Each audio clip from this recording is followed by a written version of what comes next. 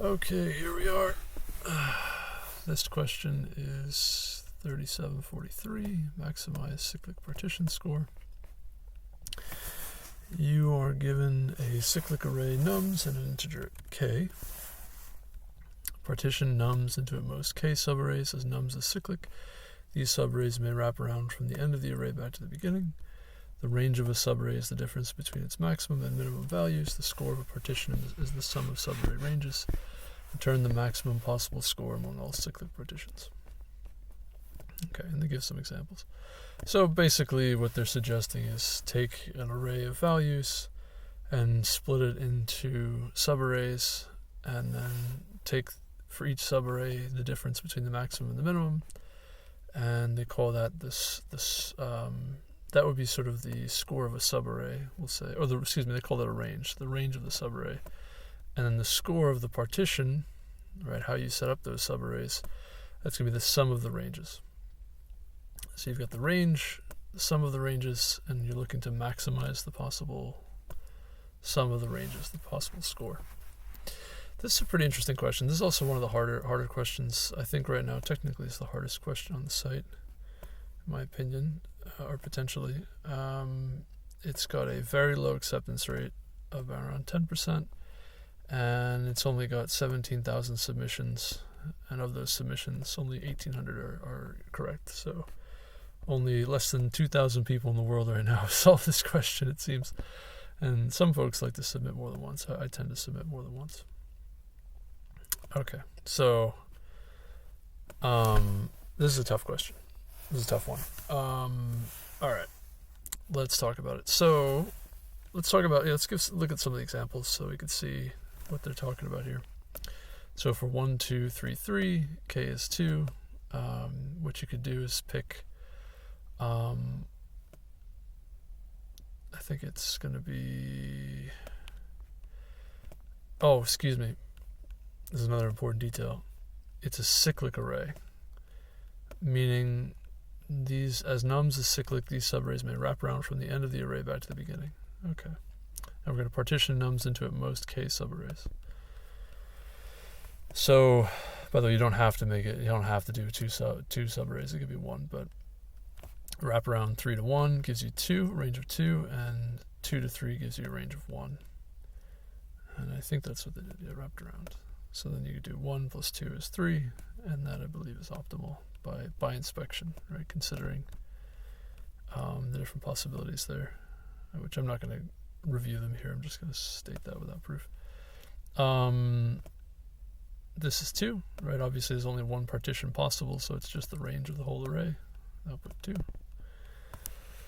And then you have down here, if you have 4 partitions, as it turns out, 4 partitions isn't very helpful, and you end up with 3 again.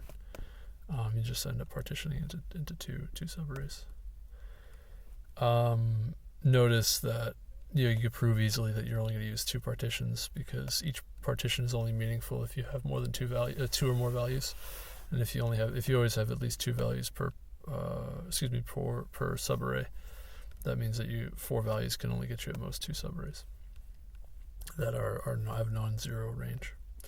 Now, what's interesting here is the constraints. So they tell you the number of numbers, so you're gonna have 1,000 of them at most. And the size is 10 to the 9th, so they could be 1 billion, but they're all positive.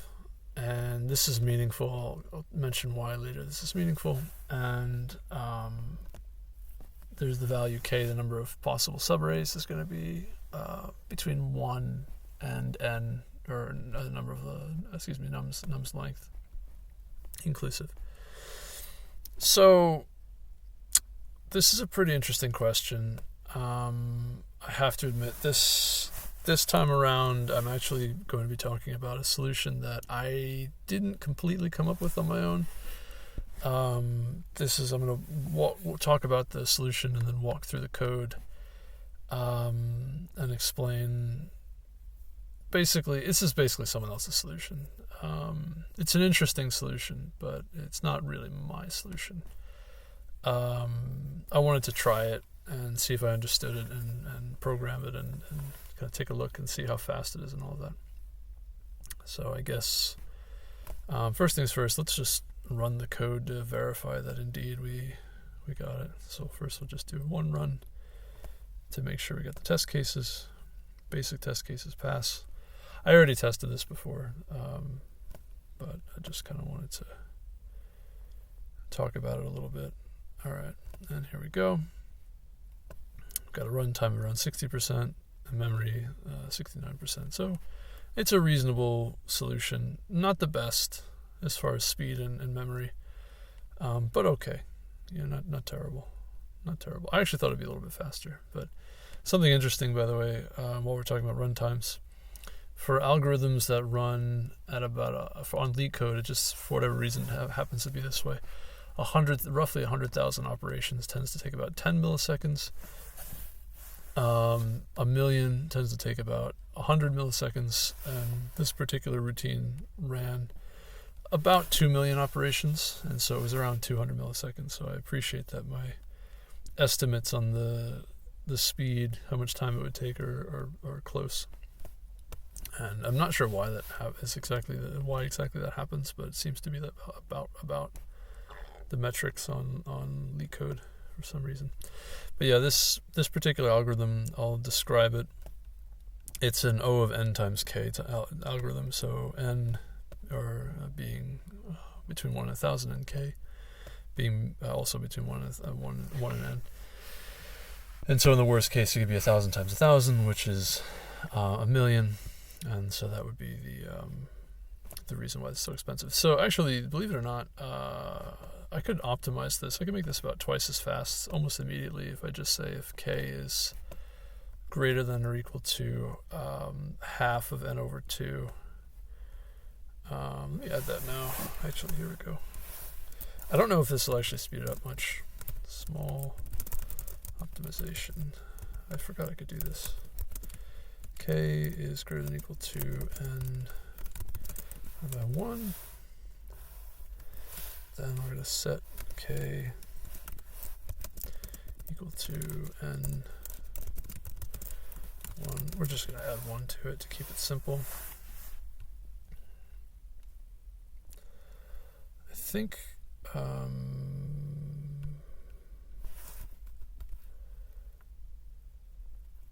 excuse me. I forgot. Yeah, let n be the number of integers. I tend to use that interchangeably. It's maybe important to define the variables. Yeah, okay, let's see if this is still correct. I think it is. There we go. Yeah, there we go. That's a lot faster. That's what There we go. There's the optimization that everybody put in. I was like, why are so many solutions at exactly 144? Because you could throw that optimization in there and it's a little bit faster. There you go. It always helps to look.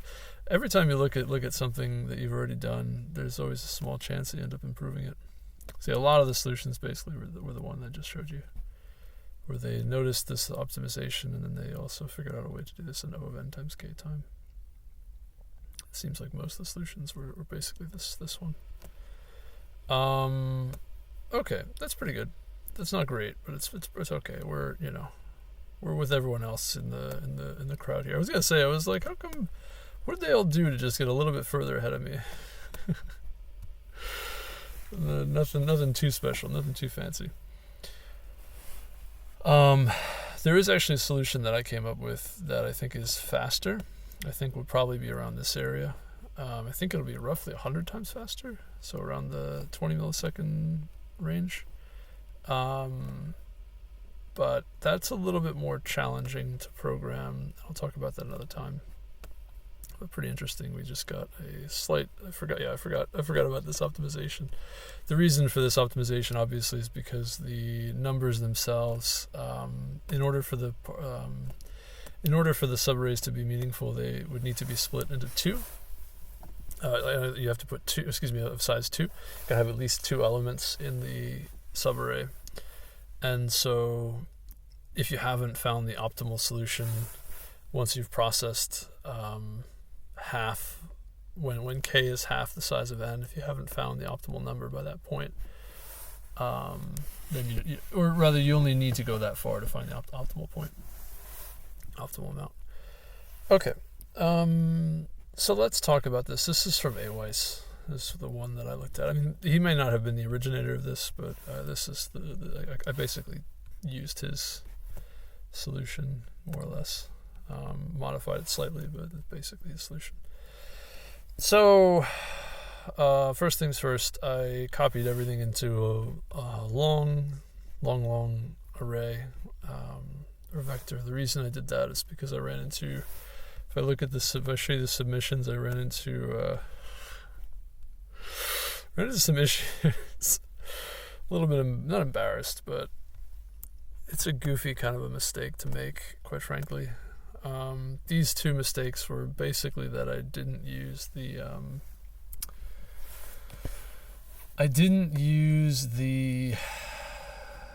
didn't account for the fact that we're adding and subtracting numbers in the billions, and integers, 32-bit integers, unsigned 32-bit integers can only hold a little over 2 billion.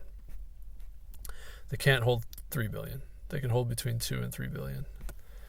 And this one I actually tried something else that I don't think was covered in, either I programmed it wrong or it just wasn't covered in Aweiss's answer, but I modified his answer very slightly, and then I tried to change it back to something else, and this was wrong. Not change it back to his, but just something slightly different. And obviously this change that we just made a big improvement, so that's pretty cool. Interestingly, that actually mattered. I tend to think that, whoops, that's not what I'm looking for. I'm looking for, I tend to think that,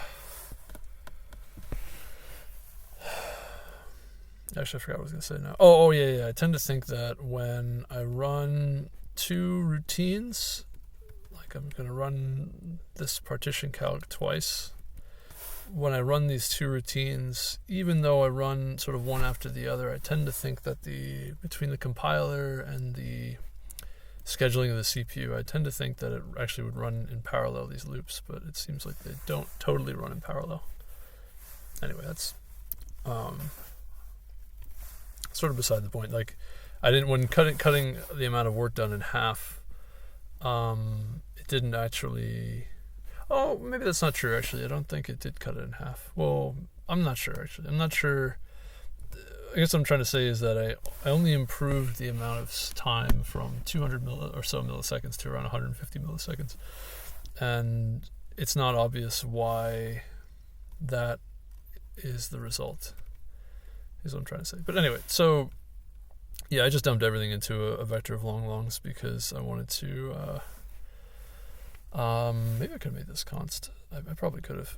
No, it's not const. I'm going to modify that. But the reason I did that is because I wanted to work with longs. The reason I wanted to do that was that I wanted to simplify the logic around the integers and dealing with adding and subtracting assigned integers that are in the billions, because I could pretty easily end up with something that's over 2 billion or exceeds the upper bound on signed integers. And sometimes I like to use unsigned integers to do that, but in this case there are some negative values that I use, and so I didn't want to mess around with unsigned integers, so I just went straight with longs and kept it simple.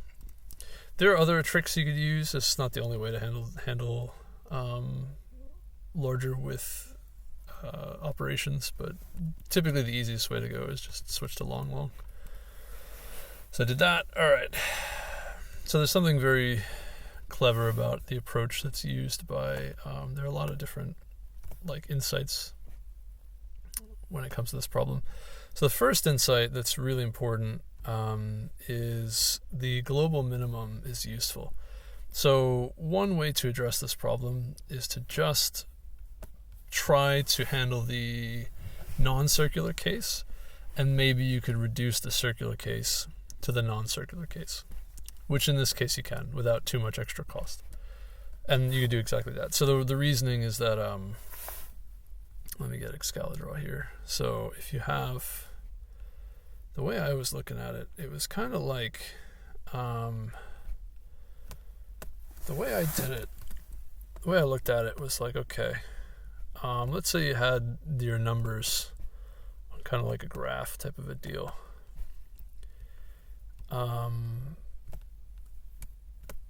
And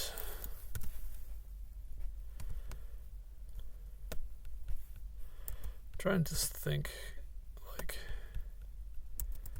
actually, I'm not sure if this is the best thing to show, but basically, this works actually for the global minimum or the global maximum.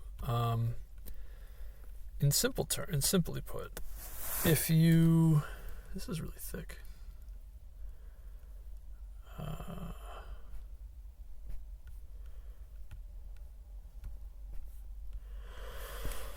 I'm not sure to make it smaller. That's okay. I don't need to make it smaller for now. Okay. So basically, let's say like these are your numbers. Like it's like 1. Let's do 3. Oops. 1. Let's do it this way. Text like 1. Oops. That's not 1. 1. 3. 5. 6. 3. Oops. That's not the right one. 3, and then we'll just put a 1 over here. I probably should have put them all in the same text box. That's fine. All right. So like 1, 3, 6, 3, 1, right? Something like this. And let's say this is the array. Like, let's just say for a moment this is the array. What you can do when you're trying to find your solution is this is going to be our global maximum.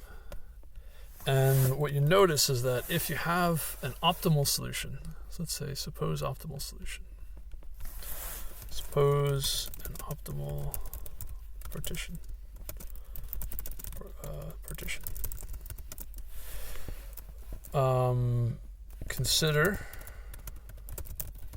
suppose an optimal score partition. Consider the, oops.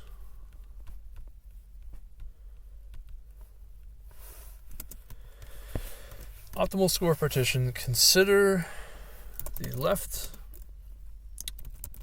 consider the subarray that contains the global maximum. There's a symmetric argument for the minimum, which is what I end up using, but yeah, for the contains the global maximum. To the left, let's suppose that there was not a cut immediately to the left nor to the right of the global maximum that would separate other subarrays in the solution from the global maximum.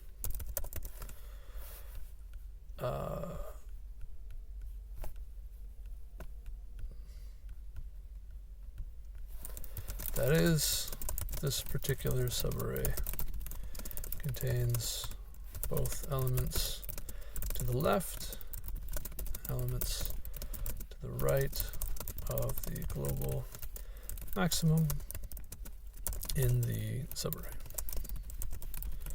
Note again,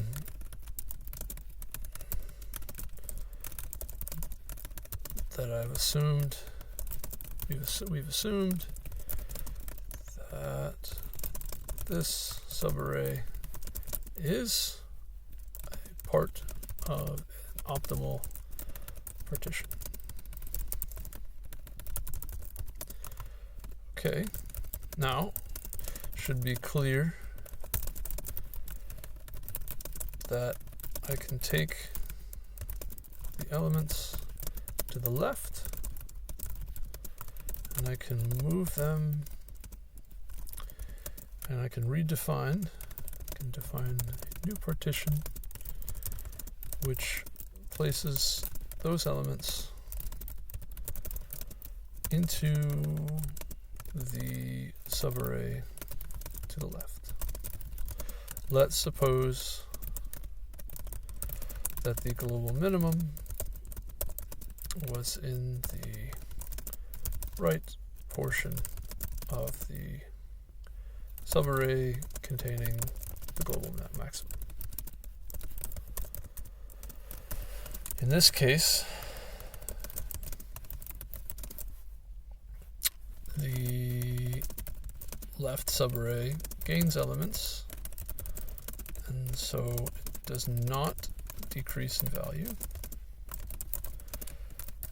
The global maximum containing, I probably should name it, subarray itself maintains the same range as it contains both maximum, not the global minimum, that the associated minimum was in the right portion of the subarray containing, the respective minimum. Say respective. Yeah, forgive me, that's not necessarily global minimum. Okay. And so it does not increase in value. The global maximum subarray itself maintains the same range. Both the maximum and minimum it had previously. Since this partition, I mean, this is a pretty complicated way of explaining this. I don't know if there's a better way to explain it. I don't think this is a better way to explain it. Since the partition was originally optimal, this implies that the subarray to the left, which has no gained elements,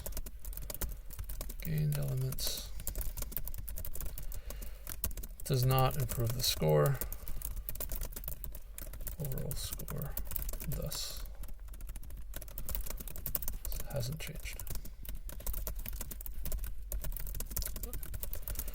In short, this implies that I can move the cut from the left subarray to the next to the global maximum without a penalty to the overall score.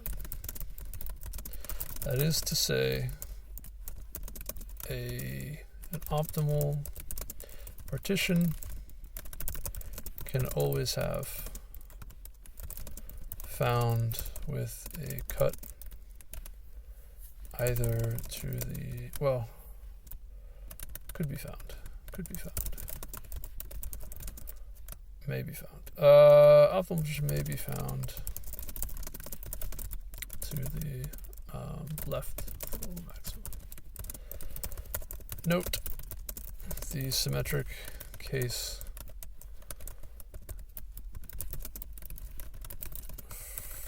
for which the respective minimum is in the left side of the subarray, the global maximum containing subarray.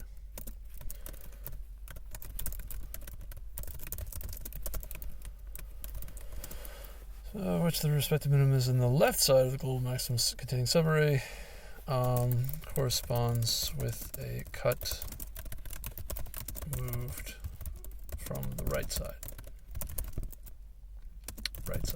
to the right side of the global maximum. Thus, an optimal partition always has a cut directly to its side, either on the left or the right, depending on whether the associated minimum for that optimal partition is on the other side. On the right or left side, respectively. Okay.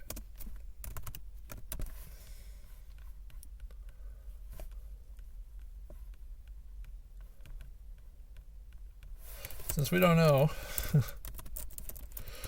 we don't actually know which side the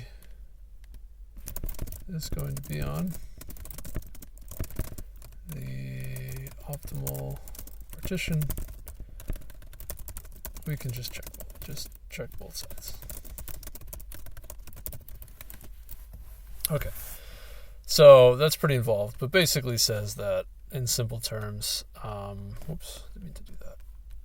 Did that wrong. I don't think I did that right. I think the proof,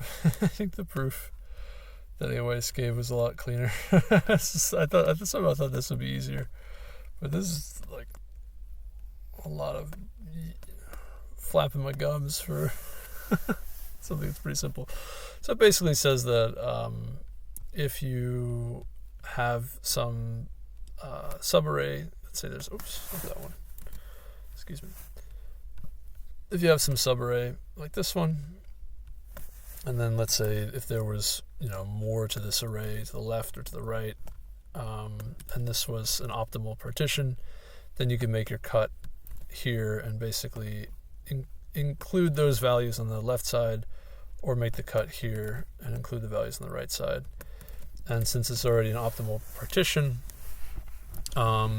it should be obvious that depending on which side, you could make the cut depending on which side the minimum for this subarray was on, which in this case actually both sides have a minimum, but it's not going to change the range of that array, and then it's not going to change the range of the other array, because moving elements over into an array is only going to potentially increase the range, but since this was an optimal partition, it can't increase the range. That would contradict that it was an optimal partition, and it works for both sides, right? Depending on where the associated minimum is. If it's on the left side, then you can make the cut on the right side, and if it's on the other side, it was on the right side, then you can make the cut on the left side. And that's the basic argument for why you can use the global, it's the same argument for the minimum or the maximum. It's just I happen to draw a maximum in that picture, so I use the maximum. But same argument for both sides. So that's how you could resolve the cyclic portion and end up with, basically you just shift all your elements into the correct spot, so that you're effectively dealing with the non-circular case, and then you just shift it slightly over again, so that way you just match up the beginning of the array that you're rotating, match it up with where the cuts are. So you have a cut to the left of the global minimum, which would just be rotate your global minimum over to the left to the beginning, and then you have a cut to the right, which means you could just shift that element one more time, rotate it one more time around. So that would be as though you have a cut to the right, and then you just, because it's a circular array, you just shift that to the end.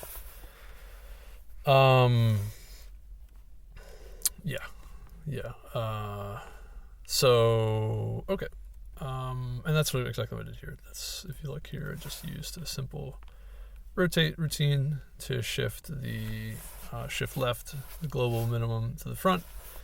That's how the rotate function works, and then just do one more rotation to move the global minimum to the right side, all the way to the end of the other side. And then do a linear calculation. That's what this partition calc subroutine does. Now there's something very clever here. So this is actually kind of a straightforward sort of a solution. Let me try to explain it. It's got a couple things going on. So let's say I've got an array. Let's just put some numbers here. 1, 5, 20, 100, 5, 2, 9, 8, 12, 36. Okay, let's go something like this. All right. The deal here is, yeah, okay, that's good. Just kind of want to center this a bit. Oh, can I not do that? Oh, I can. Okay. Whoops. Oh no. Can I not translate?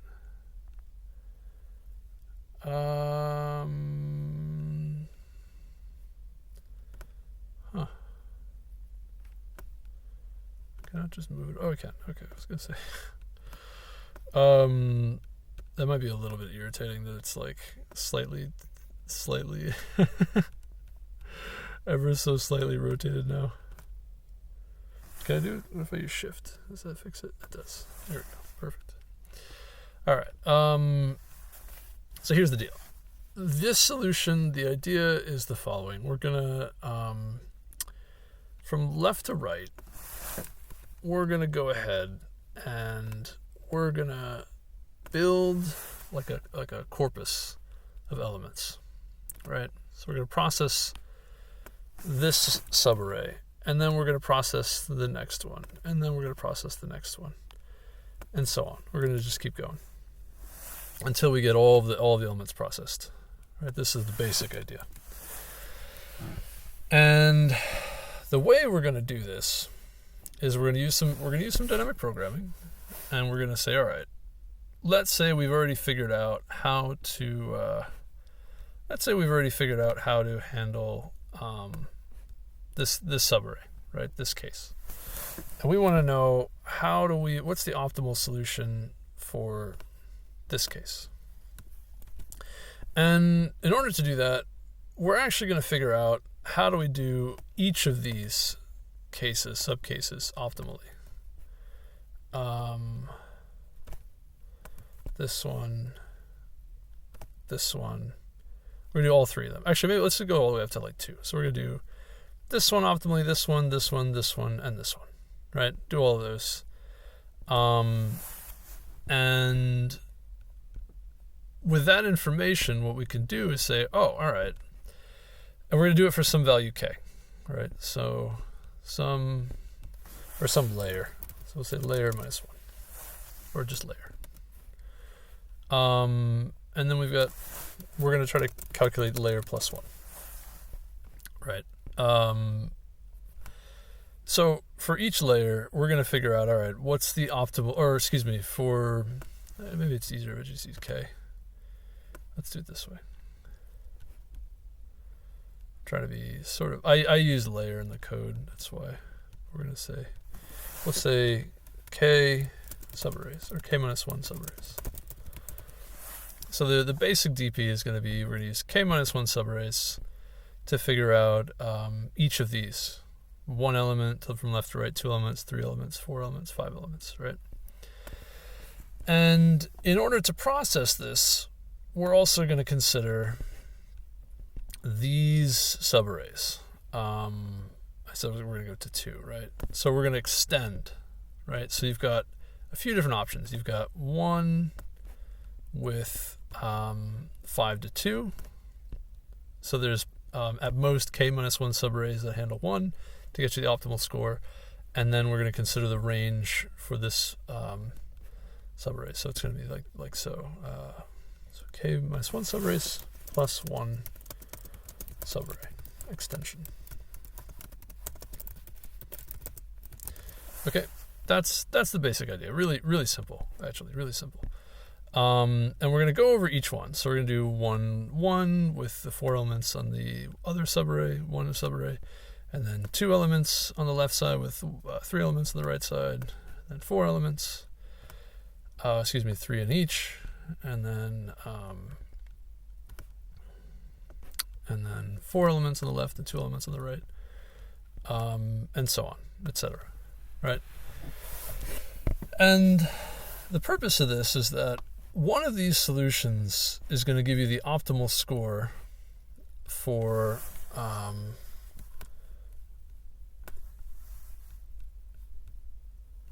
one such solution yields the optimal score for the next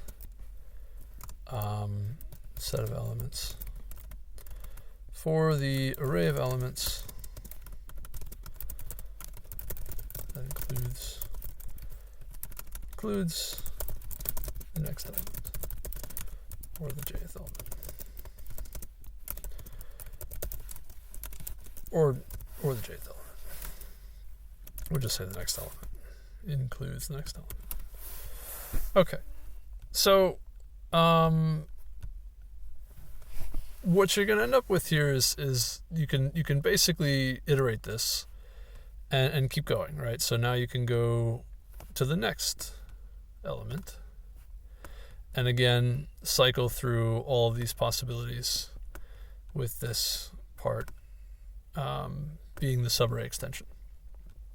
Okay, so and then eventually one of these are going to be optimal, and that'll give you the optimal way to handle the next element in the subarray. And eventually you get all the way to the end and you get the answer, right? Now this is interesting, but you'll notice that obviously in order to get let me do this. While this will help yield the solutions for k subarrays in order to yield the next solutions for k plus 1 subarrays. It's necessary to repeat this, to iterate this approach. This yields at most k iterations the basic subroutine. Okay, so basically you've got to do it. You've got to go left to right, building this corpus up to n elements.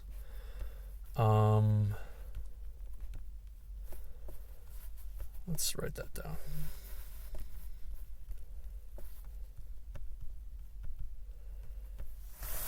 The basic approach entails overall approach entails moving from left to right, building a corpus of elements, and at each step looking to find the optimal way to incorporate the next element into the previous corpus.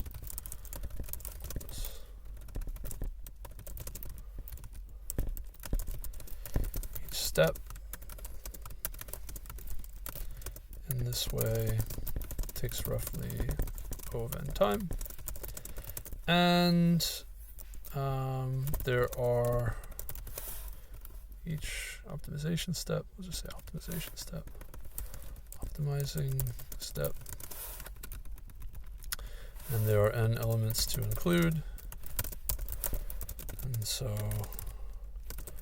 another O of n time to yield O of n squared time is required.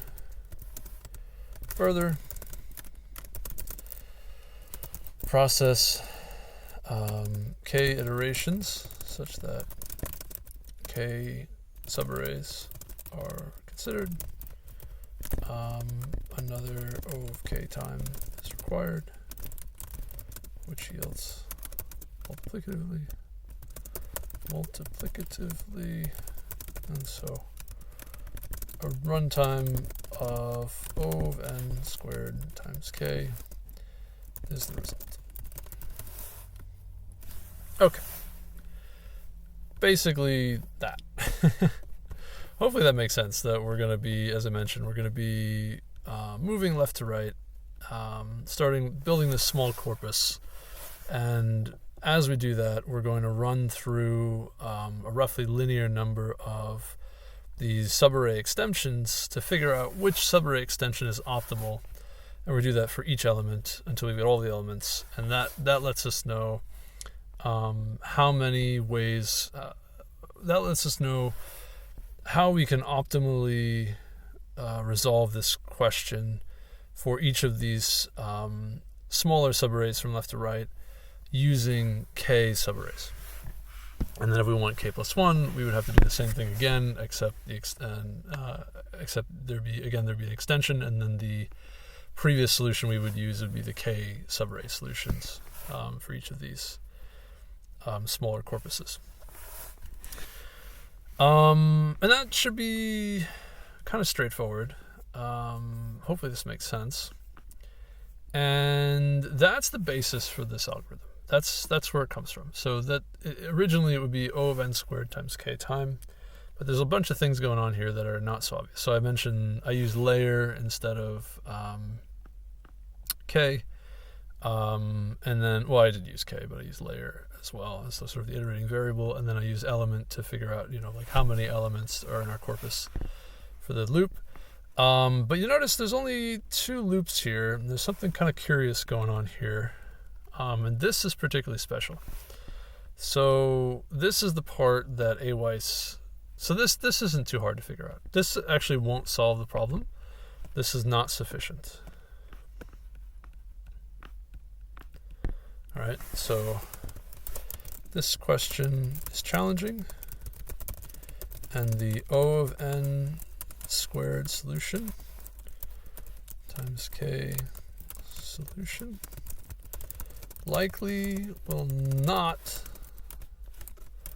solve the problem question in a sufficient time bound.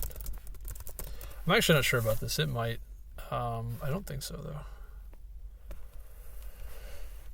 Thus, something more clever must be applied.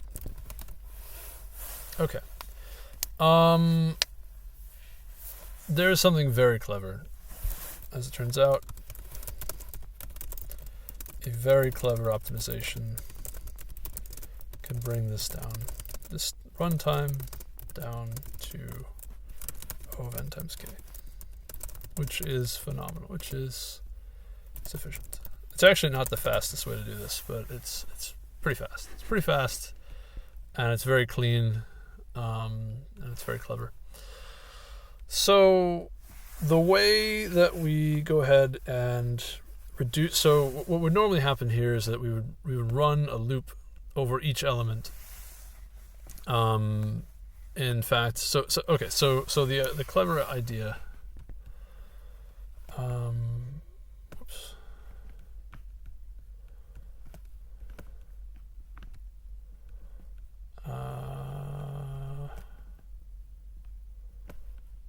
Okay. So what we end up doing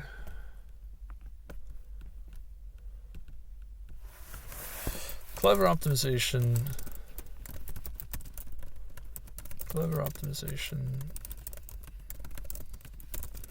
involves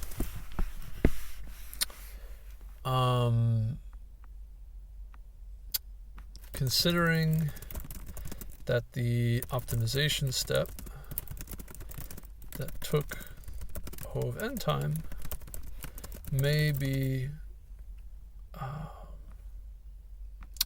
reduced to a constant time step. How?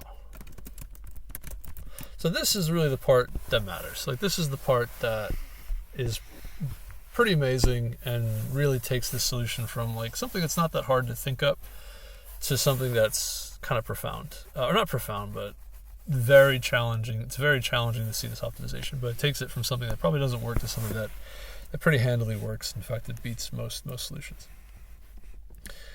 All right. How?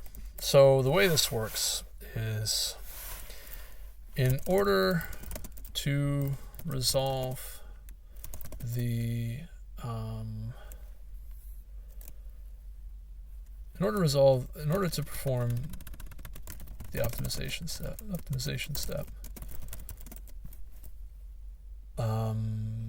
We can define a variable as dp as next dp, or let's say a variable as dp of ij, such that I is the number of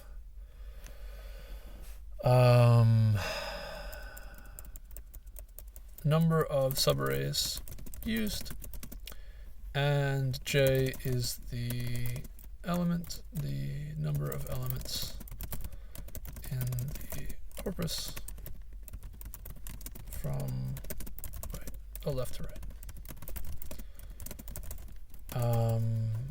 Then the optimization step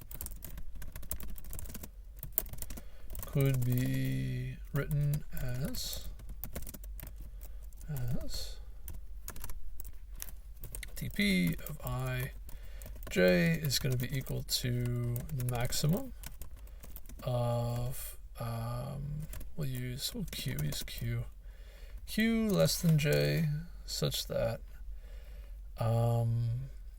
dp of I minus 1, right? Because we're going to use one, we're going to extend the previous dp amounts to, I think, j minus 1. We'll come back to that, double check that. To plus the minimum, so plus the maximum of the array. We'll come back to that too. Minus the maximum of the array. And I'm going to come back to the subsections. So it's going to be, let me see. So this dpij doesn't include note. Yeah, it doesn't include, well, yeah, we'll say it does include j, actually. I'm trying to think if I want to do it that way or not.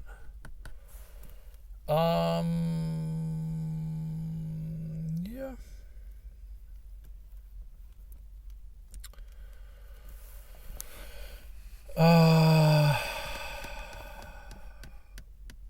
Yeah, let's say it includes the jth element, right? It does include that jth element. Okay. So we're going to figure out for, it's actually not going to be I minus 1, it's going to be q. Excuse me, q. There we go, q. Right. Yes. So all of the previous corpuses that had already been computed with one less subarray, and then we're going to extend. We're going to find the range, which is going to be the maximum and minimum of the extension. It's just going to be from q to j. The extension. Find the range of the extension subarray and add that to the previous subarray optimal score for I minus 1 subarrays. Okay. And from here, something very clever can be done. Okay. So this basically characterizes the linear optimization step, the sort of figuring out what the best combination of subarray and extension subarrays, previous subarray scores, and extension subarray is going to be, what the best is going to be for update. Okay, so something very clever can be done. Instead of iterating over each of these possibilities, one can separate the minimum computation and the maximum computation into the following values, into the following variables. So instead, we could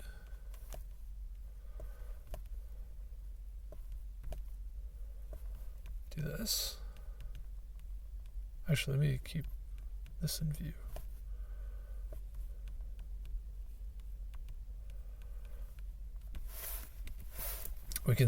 We'll say alpha and beta. Just do alpha. Alpha of j is going to be max q less than j dp I minus 1 q plus max. Actually, I think I did minimum for the alpha. Is the way I did it. Q, J,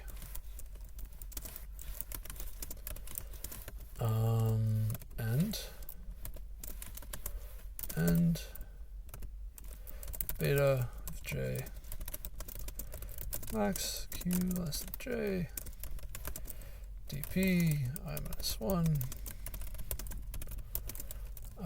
q plus max of array qj. All right. Now, this is particularly interesting because now we can reframe the computation for dp ij simply as dp of ij equals the maximum of dp of I minus 1 j alpha of j plus array of j beta of j minus array of j. And the reason for this, and the reason that this can be done, comma, is that if the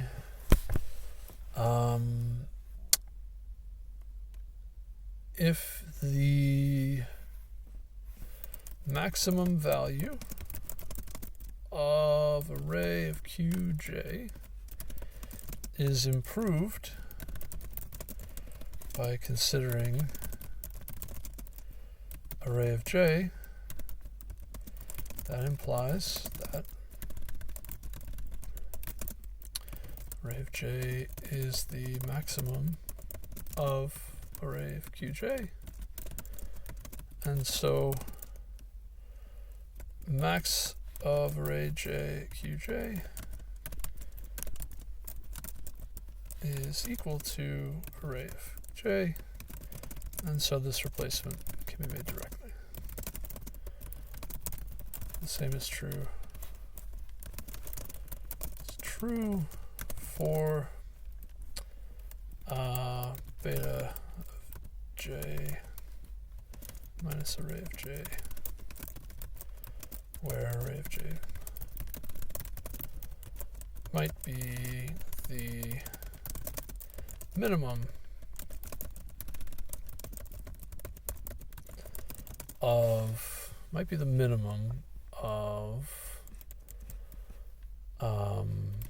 array of qj. Okay, now this is not so obvious why this works, this step.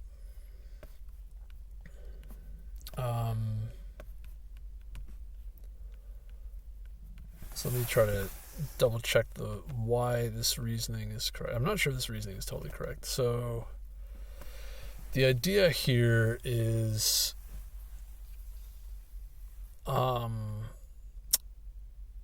adding this new value, right? The optimal amount, what we're looking for, is going to be basically this. These two expressions are they're just a modification of this previous expression, both of them, where I've separated the max and the min into two different expressions. And adding if the range changed, so if the range hasn't changed when I add this new value, then this should be basically the same solution as the previous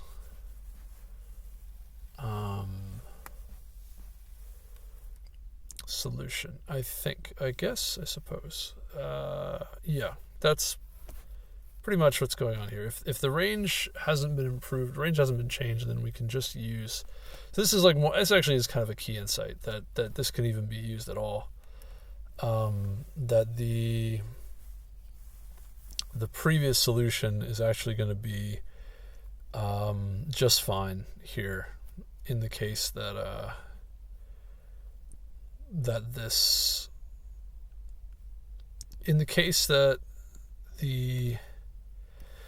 let's look at for alpha. So if array of j improves the previous range that was considered already, right? Because we already got the optimal for I minus 1 and let me think about this for a second. I think, yeah, we're already using all of the previous corpus values and then all of the extensions. And if the extensions are not improved by j, array of j, think for a moment. Oh, that's right. Yes. Okay. Oh, this is why. Okay. To reason that this will still yield the correct value, one only needs to consider that one may consider that the alpha j plus array of j and beta of j plus minus array of j portions capture the situation for which previous corpus values are used. However, for the new optimal value,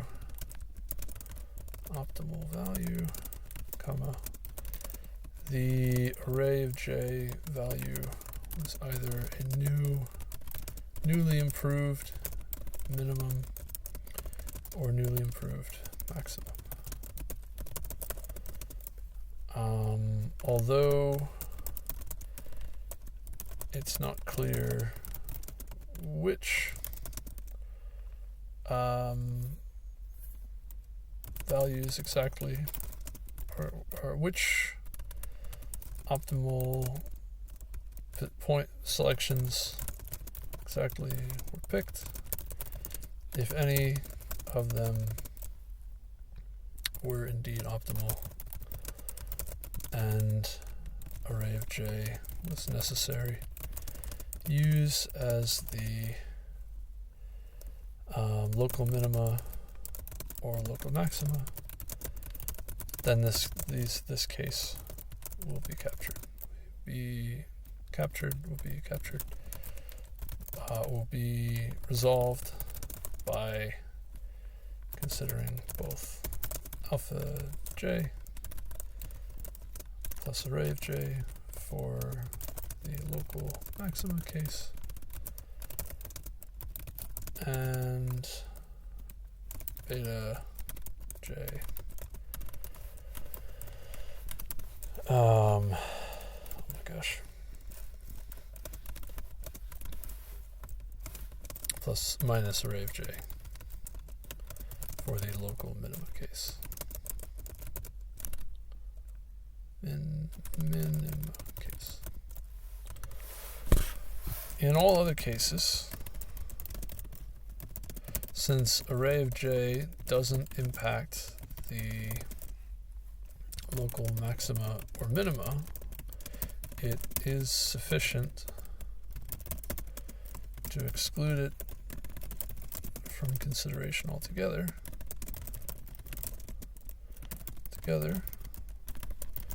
Which implies that simply taking previously determined dp of I minus 1 j is sufficient. I actually think I may have gotten this wrong. It may be dp of I j minus 1.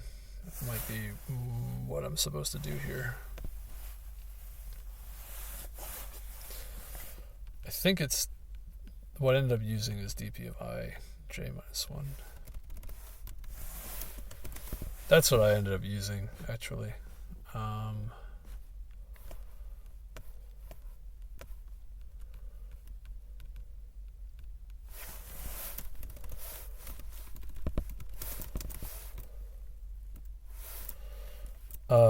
Yeah, this is what I used for my solution. I think this is right.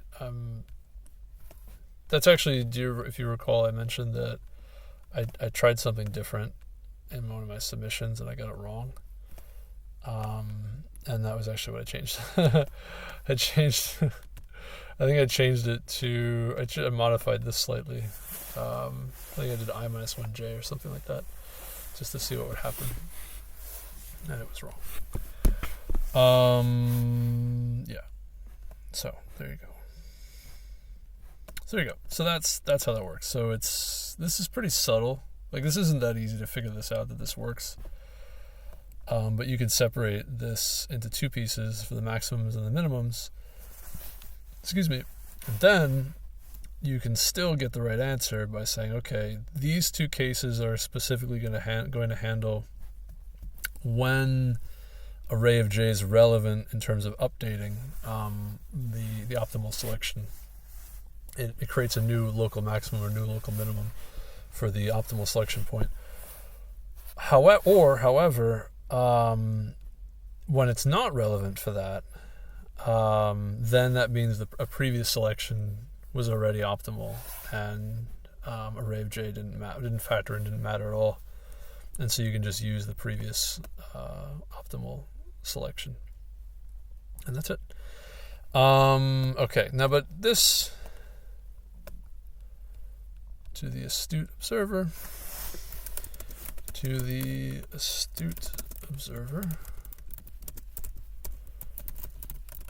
however, observer, how do I, is it? I spell observer, okay. However, it should be clear that it would still O of n time, roughly, perform the optimization step even with both alpha j and beta j. How does this help? Well, the exceedingly clever optimization is to consider that alpha of j and beta of j can respectively be redefined with a much simpler update step. Steps are as follows.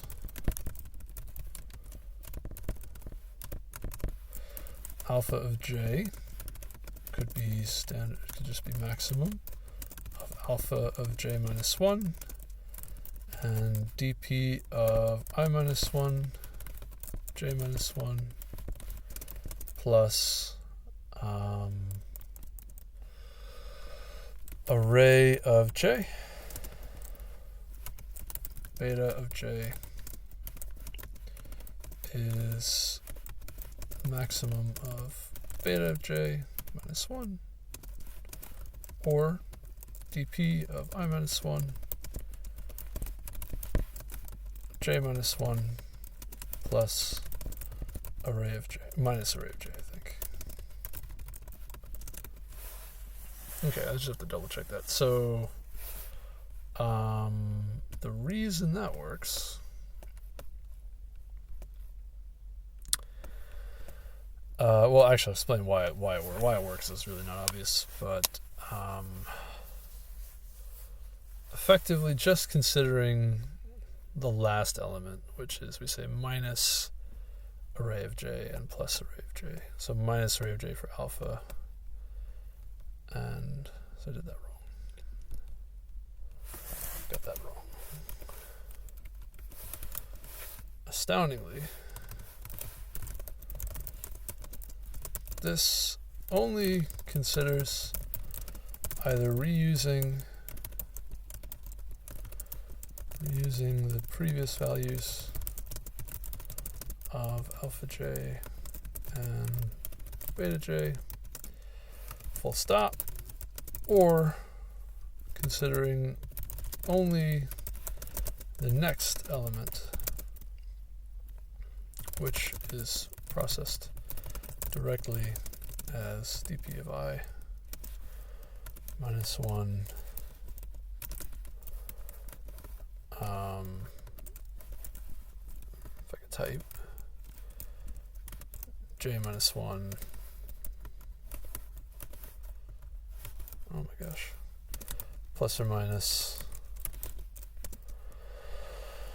as processed directly as dp of I minus 1, j minus 1, plus or minus array of I and j, respectively. This should be minus plus. Respectively.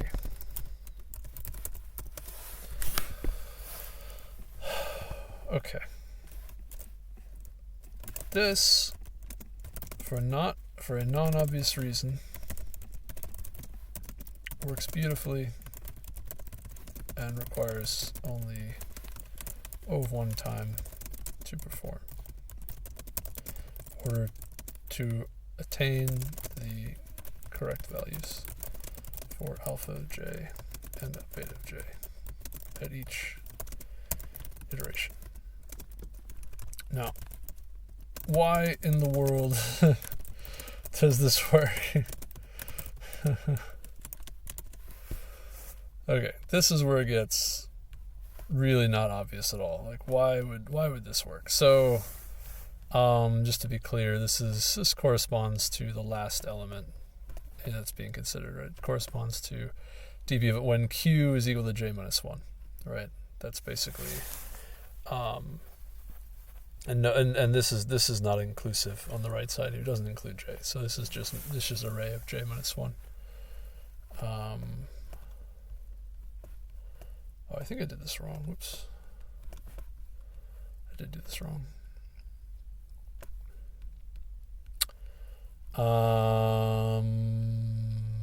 This is actually supposed to be j minus 1. I think I did that wrong.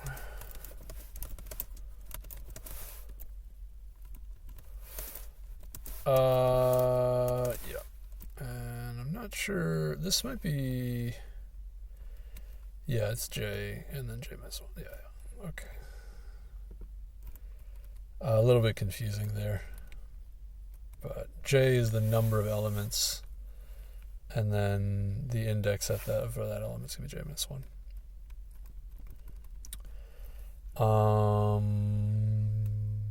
Yeah.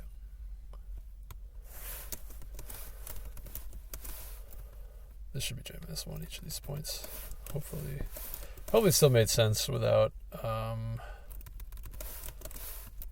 too much confusion.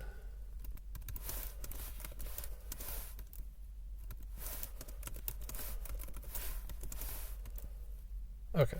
Yeah. This syntax is exclusive on the right side for j, which is, like I said, is a little bit confusing. I think it's fine to leave alpha j and beta j as they are. I think that's okay.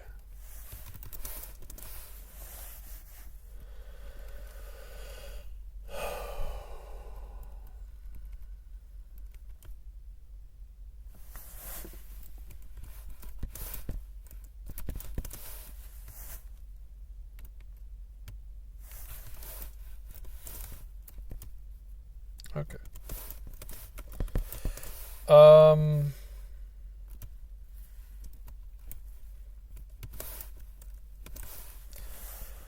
Okay.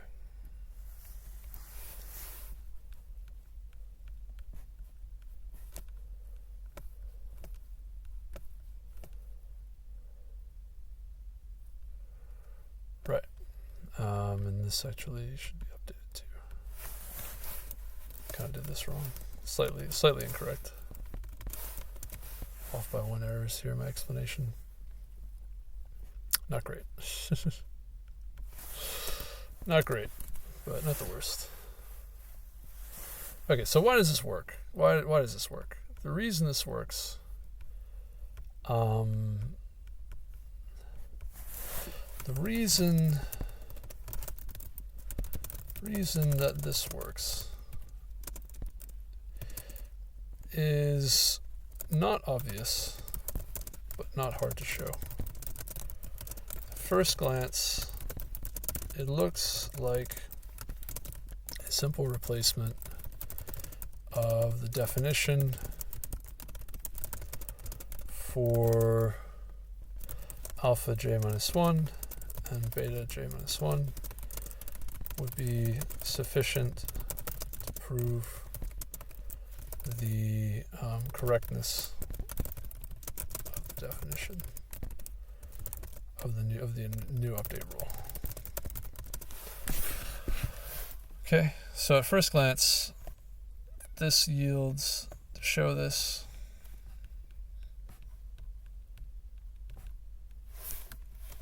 this looks like alpha of j equals max of maximum for q less than j, such that, less than j minus 1, such that dp of I minus 1 q minus min of array of q to j minus 1 in this case, and dp of I minus 1 j minus 1 minus min of, or no, array of j minus 1. Okay. And beta is the same thing,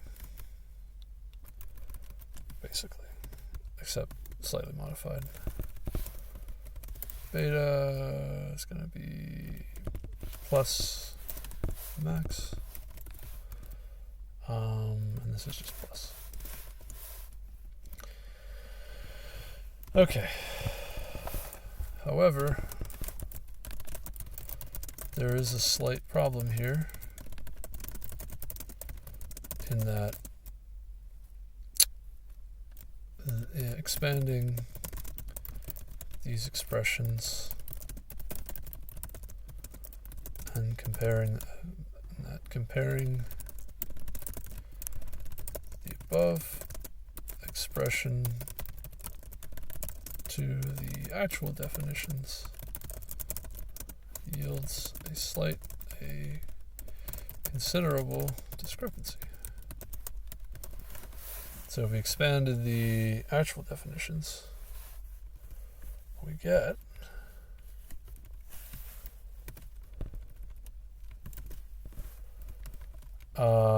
is actually up to j.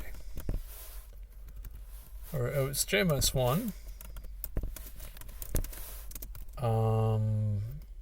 But this is up to j, not j minus 1. And this is the important part here.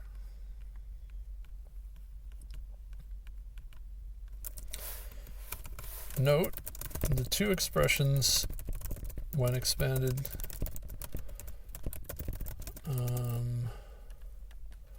to nearly match each other, are very, very similar. However, there is a critical difference The main issue is that the optimization selection points for the alpha j and beta j cases consider array of qj, whereas the selection points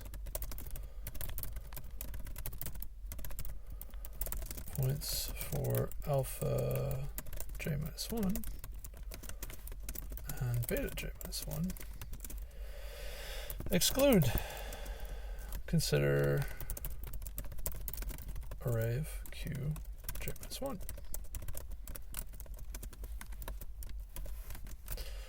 That is, the former considers array of j minus 1, whereas the latter does not.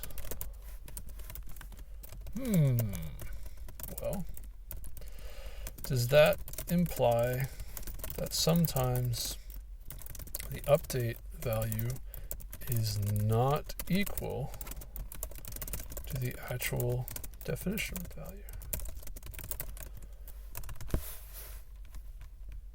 Right? So there's actually a discrepancy between this update rule is not exactly a one-for-one match. Well, as it turns out, it can be proven that the update approach does actually match the definition in value, despite being slightly different when the expressions are expanded.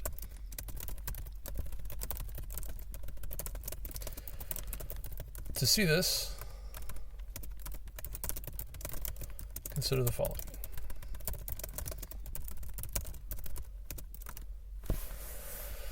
So, the reason why it's still correct is because the only time that this matters is when array of j minus 1 might be the new minimum or new maximum, and it might change the value of this DP, this DP combination. If it doesn't, then this DP combination is the same as the previous one for j minus 1. So if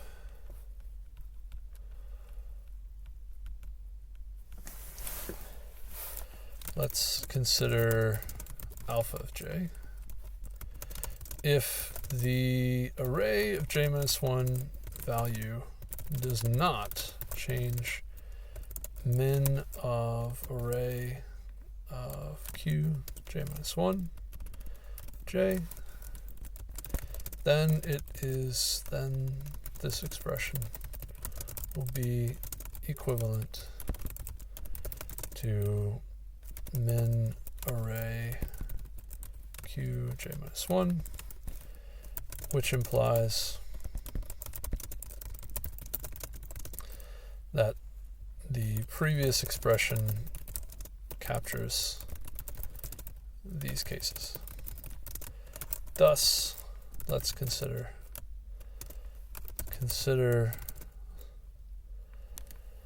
case when array of j minus 1 does change min of array q j. Then array of j minus 1 is a new minimum. However, it can be shown that dp of I minus 1 j, dp of ij, is a monotonically monotonically non-decreasing variable. That is, then, dp of I j minus 1 with respect to j. We'll say dp of I minus 1. Then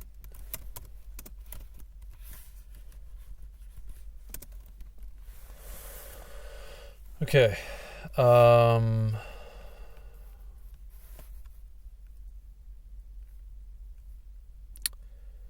So then dp of I j minus 1, is I minus 1, excuse me. Oh yeah, there we go.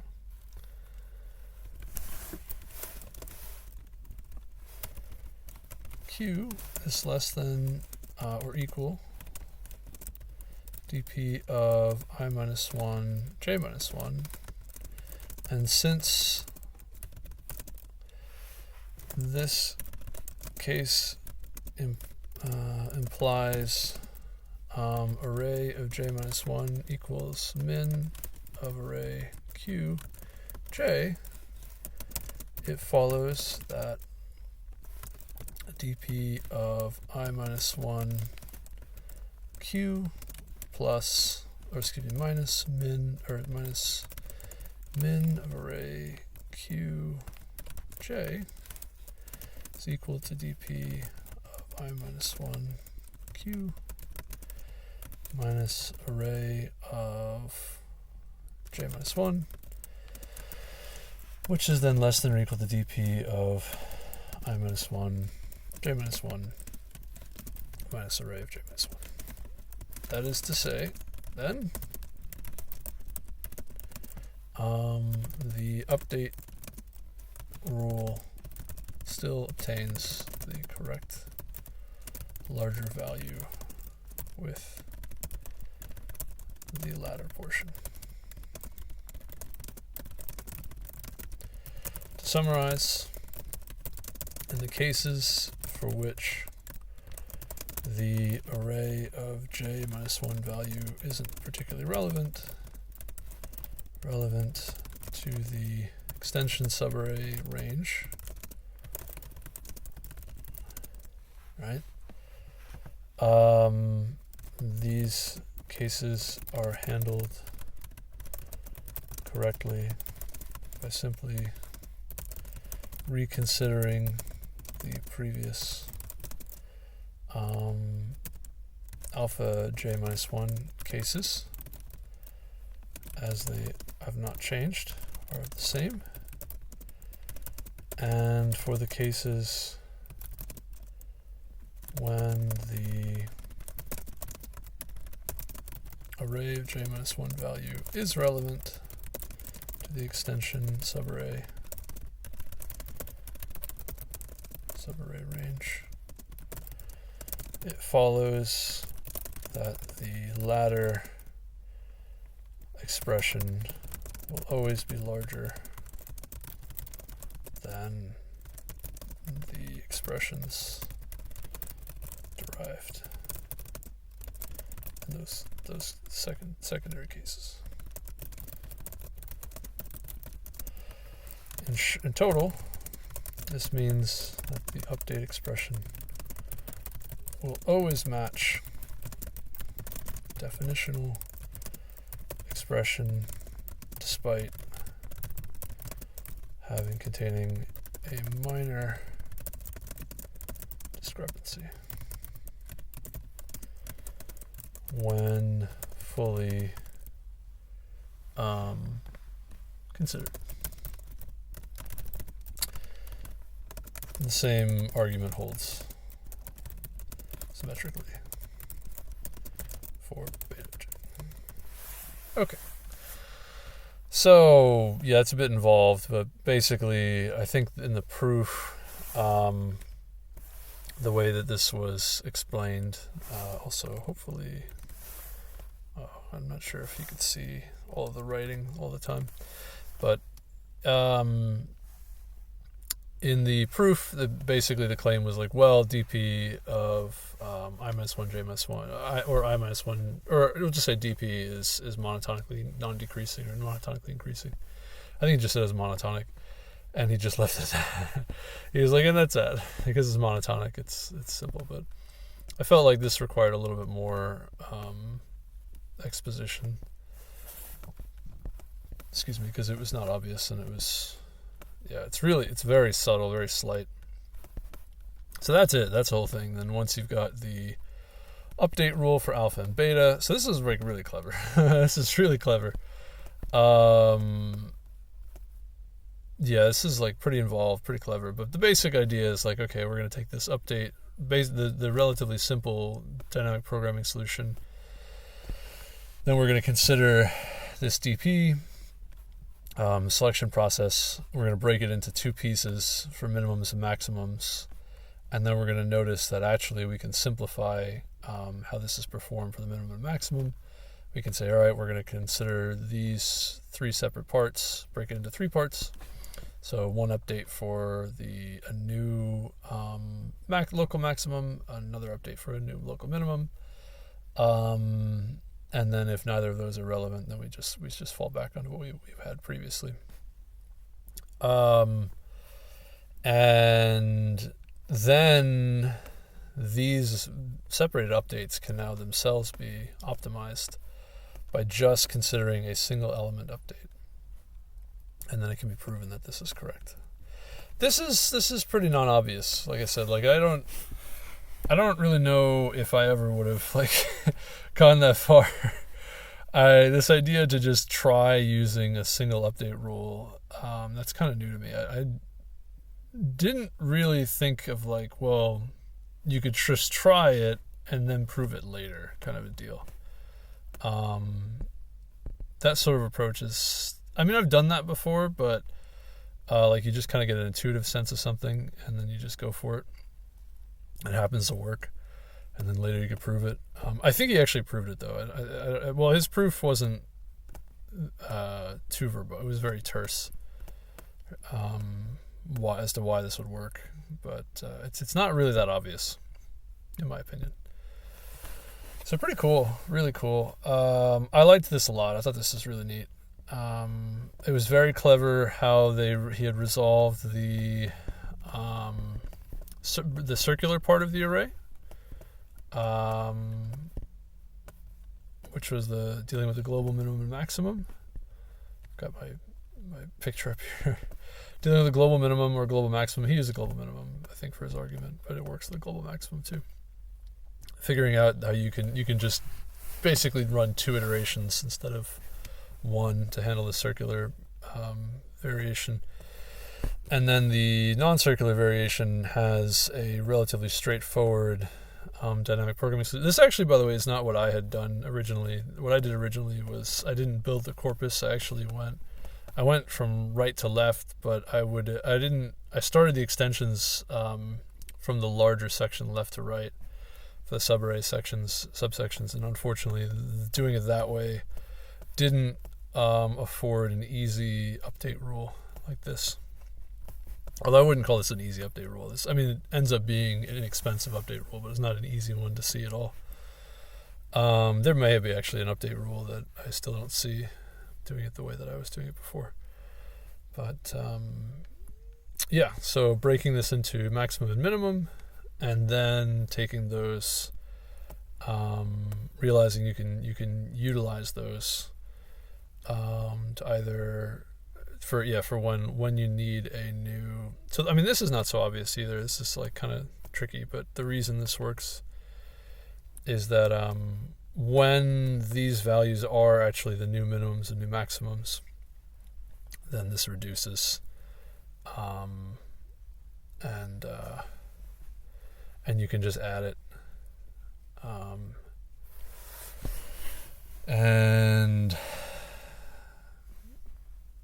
that'll cover all the cases where the optimal point is, because you already have all the previous minimums for Q and J in alpha, So, or excuse me, actually, they all get calculated directly here, the minimums. And so when the maximum is this new value, then you update it directly there. And then same thing when you have this new minimum, you update that. You just use it there. And so those cases are covered. Yeah, the cases where it's not a new minimum or maximum,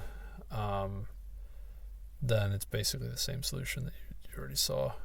Those cases are covered here already. The previous step covered that. So the same thing it's exactly the same for the previous step. If array of j minus 1 is not considered at all, then those are the same. Those are going to be the same solutions. I think that was my argument. I gotta probably have to think about that a little bit more. I think that's correct. It's a little bit like, wait, what?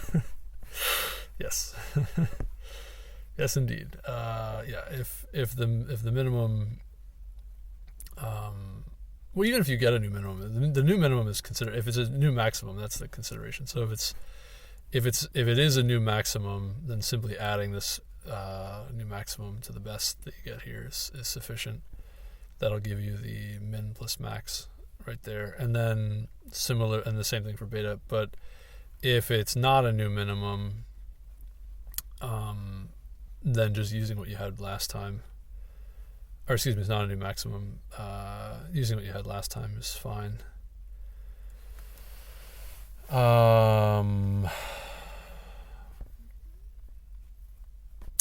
Yeah, because if it's a new minimum, it'll be handled by this other case. And if it's not a new minimum, then it doesn't matter because the other minimums are already handled. Yeah, so that's a little confusing. So if it's not a new maximum nor a new minimum, then it's just handled by the other case. Right, it's basically just the j minus 1 case here. Yeah, it's not that obvious, but it's there. Yeah, being able to break up these into... This is pretty. It's actually pretty clever. This whole thing I think is actually pretty clever too. There's like 2 steps here that I think are rather clever, that are not really obvious. It's this portion, like breaking up into alpha and beta, and then realizing that you can use these in this way, and then these themselves can be updated efficiently as well. And there's like a few steps here that are pretty clever. Like I said, pretty clever. Not obvious at all. So anyway, I really enjoyed that solution. Thinking about it, working through it, and then when I programmed it, this is what I came up with. And this is basically just a one way of actually programming that directly.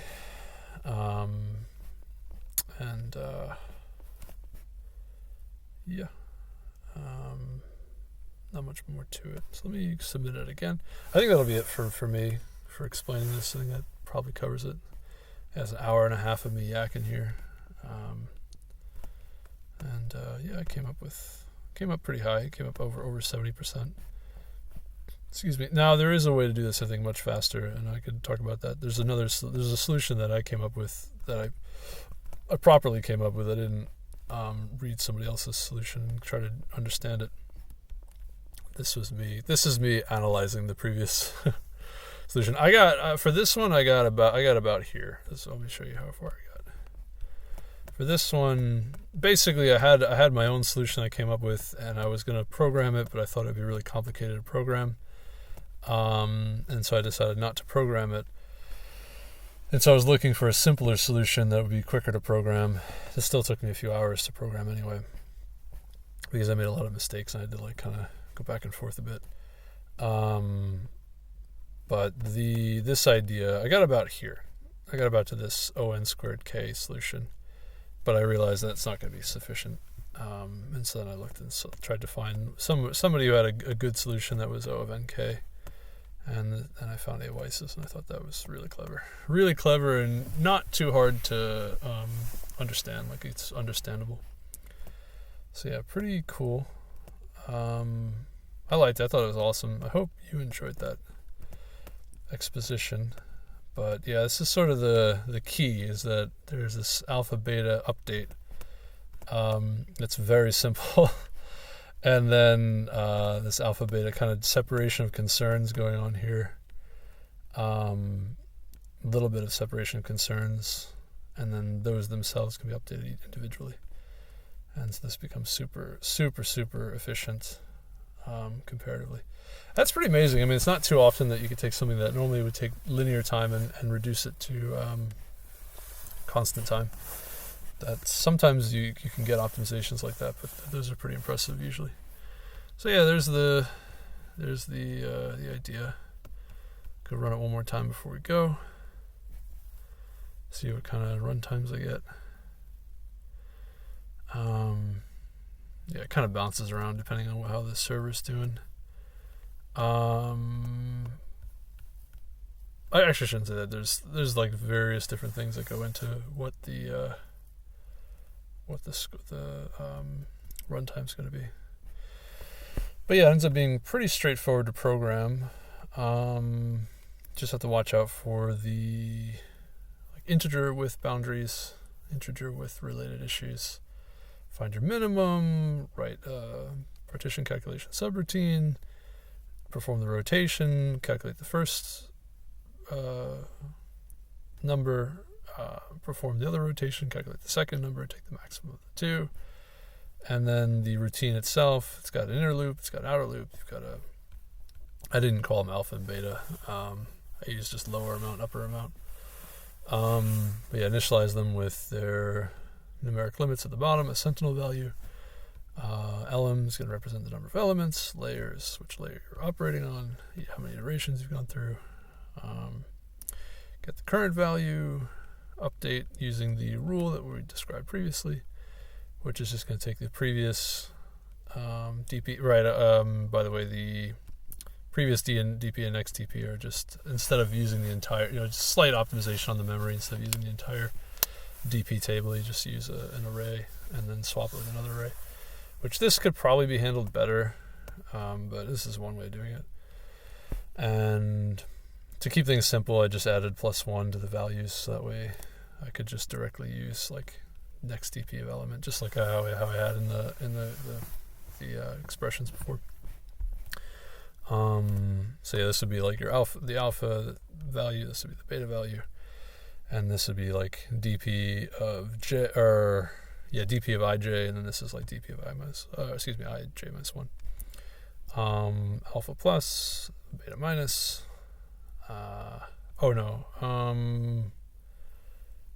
Yeah, actually that is right. Alpha plus, beta minus. I think that's how I did it. And then there's just copies for the next iteration. It just keeps going. Yeah, it's actually very simple, very straightforward. If you have the logic down pretty well, then programming this is very fast because it's just not a lot of code to program. The logic is kind of tricky though. You do have to like really think about how to make sure it's actually right. I tried a few different variations of this and it wasn't right, and it was pretty frustrating. Yeah, so very cool. I don't think, one of the things I didn't prove here, I think, is I didn't prove that this DP function is non-decreasing. That should be kind of obvious. The reason for that is kind of straightforward. The DP, basically, obviously, if you're using more subarrays, it's either going to be the same answer where you don't use another subarray at all if you don't need it, or you improve your answer by using another subarray. So that should be clear. It's obviously improves based off of how many subarrays you're using on I, but does it improve on J?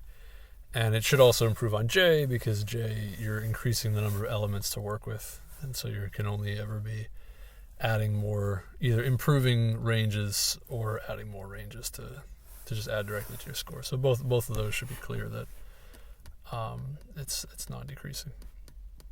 Yeah, that's actually pretty easy to show. I didn't include it all, and neither did Mr. A. Weiss, because it's kind of obvious. All right, so let me stop there. Yeah, I think I expounded another like 10 minutes there that probably didn't really need to talk about too much. So, thank you for watching. I'll post another video where I talk about my solution, although I don't think I'm going to program my solution. I think it's going to take me too long. Not too long. It's going to take me a while to program mine, and I kind of just don't want to spend that time doing that. It's good practice, so maybe I should do it at some point, but I'm not sure if I really want to. I kind of might just want to go into a different problem. So yeah, thank you for watching. This is a cool problem. This is a very hard one, I think, very tough. Really quite the optimization there. I mean, that was like, I don't know if I ever would have seen something like that. I don't know. I mean, I guess I gotta like practice more or something, but that's a very it's not impossible to come up with something like that, but it's definitely very clever, like really clever. And the proof for each piece is definitely non-trivial. So cool, very cool. All right, thank you for watching. Don't forget to like, subscribe, share, comment, etc. All the good stuff. Yeah, thank you again. Have a good rest of your day. Thanks for watching.